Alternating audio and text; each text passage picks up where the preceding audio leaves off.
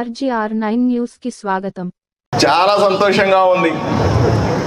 సంవత్సరం గడవక ముందే కూటమి ప్రభుత్వం ఏర్పడిన తర్వాత నరేంద్ర మోదీ ప్రధానమంత్రి ఆశీస్సులతో గౌరవ ముఖ్యమంత్రి చంద్రబాబు నాయుడు గారి మార్గనిర్దేశకంలో మంత్రులంతా ఎమ్మెల్యేలంతా కలిసి అత్యంత వెనుకబడినటువంటి పార్లమెంట్ కర్నూలు పార్లమెంటుని లక్ష్యంగా ఎన్నో అభివృద్ధి పనుల్లో భాగంగా ఈరోజు మెగా టెక్స్టైల్ పార్క్ని ఎమ్మిగనూరులో ప్రారంభించడం అన్నది చాలా గొప్ప అంశంగా మనమంతా చూడాల్సిన అంశం. నేను సూటిగా ప్రశ్నిస్తా ఉన్నా, ఎవడ్రా అసలు అంటుంది అభివృద్ధి చెందట్లేదు రాష్ట్రం అని కారు కూతలు కూస్తా ఉన్నారు కొంతమంది, నోటికొచ్చినట్టు మాట్లాడుతూ ఉన్నారు కొంతమంది, లేనిపోనివన్నీ కూడా పత్రికల్లో రాస్తున్నారు కొంతమంది.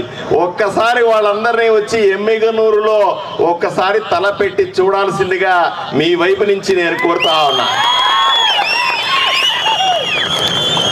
ఎవడో ఏదో మాట్లాడుతున్నాడని నిరంతరం రాజకీయాలు తప్ప బురద చల్లడం తప్ప ఇంకేమీ చేతగాని కొంతమంది మాట్లాడుతూ ఉన్నారు.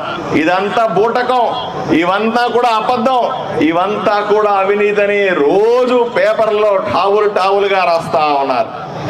కళ్ళు తెరిచి చూడాల్సిందిగా వాళ్ళందరికీ చెప్తా ఉన్నా. 175 నియోజకవర్గాల్లో రాష్ట్రం మొత్తం మీద ప్రతి నియోజకవర్గంలో కూడా పారిశ్రామికవేత్తలను తయారు చేస్తామని, ఇంటింటికి ఒక వ్యాపారవేత్త ఉండాలని ముఖ్యమంత్రి చంద్రబాబు నాయుడు గారు ప్రతినబూని 175 నియోజకవర్గాల్లో ఇటువంటి పార్కులు ఏర్పాటు చేస్తా ఉన్నారు.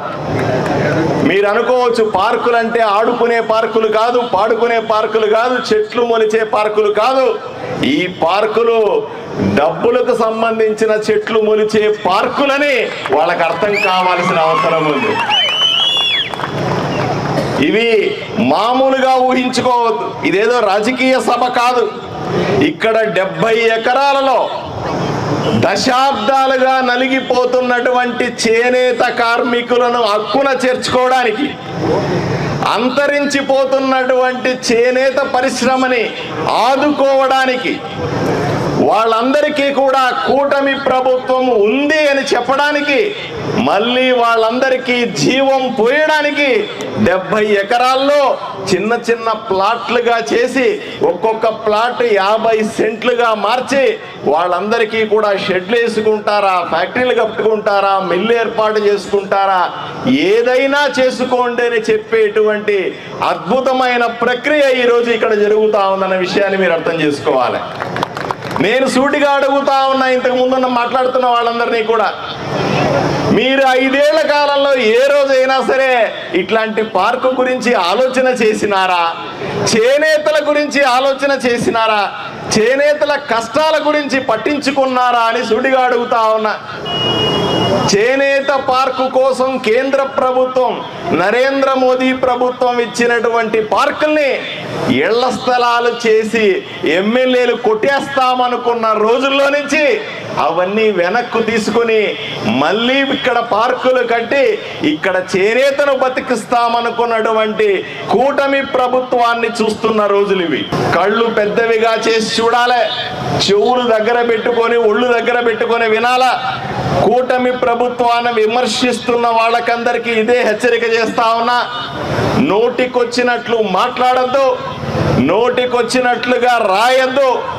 ఎటు పడితే అటు తెలుసుకోకుండా అభివృద్ధి కోసం రాత్రి పగలు కష్టపడుతున్నటువంటి చంద్రబాబు నాయుడు గారు, ఊరూరా తిరుగుతున్నటువంటి ఉప ముఖ్యమంత్రి పవన్ కళ్యాణ్ గారు, ప్రతి నియోజకవర్గంలోనూ 3 పార్టీల కార్యకర్తలు అందరూ కలిసి రాష్ట్రాన్ని అభివృద్ధి చేసుకుంటామని ఈ సభాముఖంగా ప్రతిజ్ఞ చేస్తా ఉన్నాం. అత్యంత వెనుకబడినటువంటి కర్నూలు పార్లమెంటు నియోజకవర్గాన్ని ప్రతి ఒక్క అసెంబ్లీ సెగ్మెంట్లో కూడా ఇటువంటి పారిశ్రామిక వాడలు తయారు చేసి ఇప్పటికే ఆదోనిలో స్థలాన్ని ఐడెంటిఫై చేశాం. మిగిలిన నియోజకవర్గాల్లో కూడా స్థలాల్ని ఐడెంటిఫై చేశాం.